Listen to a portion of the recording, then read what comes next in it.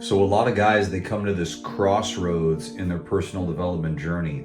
So it's like they're kind of going through, they're in denial, right? They're engaging in their own self-deception. And then they get to a point where finally it's a breaking point, right? It's like the epiphany, it's the awakening that they have where they're finally like, okay, I need to do something about what's going on inside my marriage, inside my personal life.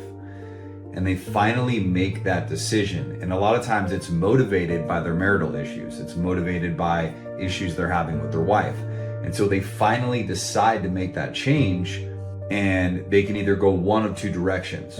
They start working on themselves for themselves, or what most guys do is they begin their personal development journey with almost an unconscious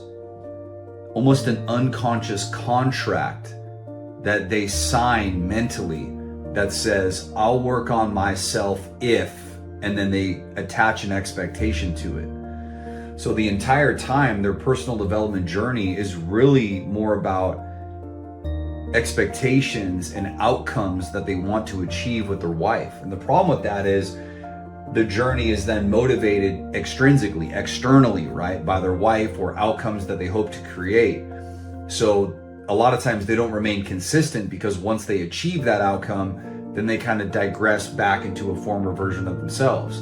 Number one. Number two is if they don't achieve that outcome externally, then their personal development process, they don't feel as motivated to keep working on themselves. So I tell every guy this in the beginning of your journey, right? Make sure that you understand one thing, that this is about you. It's about you becoming a better version of you for you.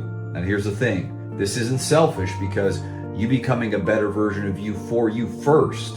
Your self-investment is going to pay dividends into every area of your life. So your employers are going to get a better version of you.